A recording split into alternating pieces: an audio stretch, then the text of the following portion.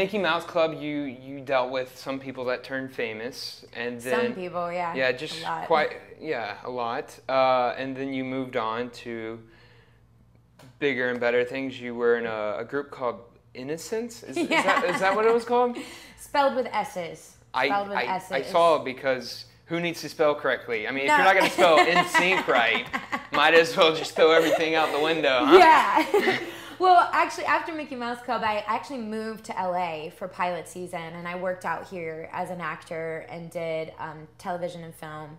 And then for about 2 years. And then when I was about 17, Justin's mom, Lynn, who had been traveling with NSYNC, and NSYNC was really, they had kind of blown up in Europe, and they were starting to make their way to the States, and she wanted to put together a girls group, and she's like, you want to do this with me? And I was 17, living alone in LA, and although I was working, it was, you know, it was really isolating and hard, and the idea of going and doing music and doing it with other people who I had been around all the guys, they were all my friends, so it's like they had so much fun, and so I said yeah and packed up all my stuff and went to Florida. How is that though, to tour and you're young, and then you have people like that are a little bit younger than you but yelling at you, and what is that like?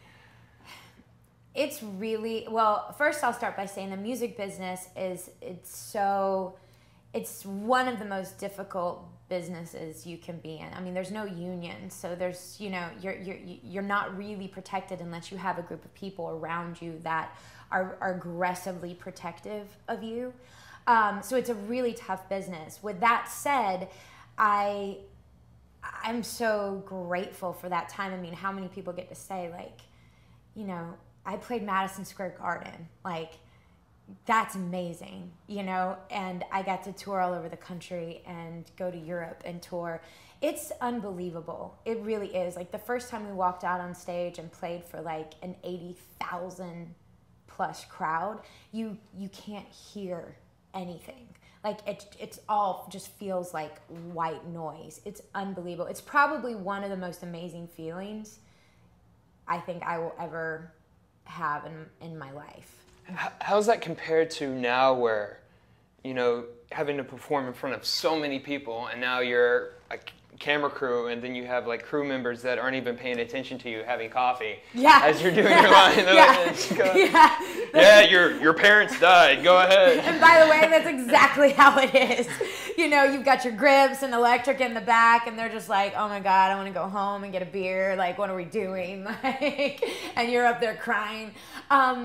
It's just a different medium. It's a different way of performing everything. It's a little more isolated, but I think it is the same in that when you do step out on a stage, you know, you're bringing everything that you are to that stage, every inch of your body, every fiber of your being, and it's, you still are vulnerable.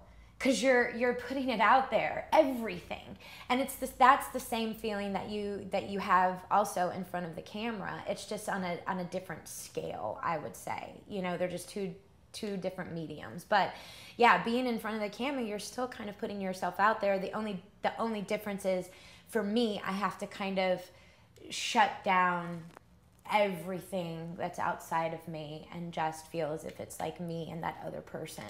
You know, I have to act as if nobody else is around, and you on stage, it's like you want to perform for those people that are in front of you. So I would say that's the biggest difference. Did you ever have trouble going back into TV after music? Where people are like, oh, okay, get out of here, you're music, you don't know TV, or you don't know film. Because I know, like, film is prejudiced against TV and vice versa. Not as much as it used to be, but not anymore. But back in the day, it was like, I don't care if you're on a hit TV show, like, you're not a movie star.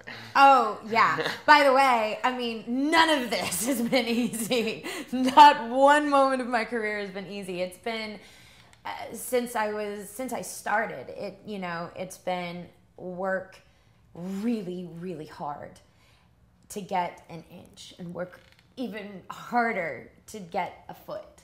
And I think it's still like that today. Like, even on a show, even on a hit show like Awkward, you know, you're still, you know, I feel like, and I've convinced myself, and I think this is the right way to approach it, I'll be auditioning for the rest of my life if I've chosen the career of an actor. And to be perfectly honest, if I get to be a working actor for the rest of my life, I will be a very lucky person.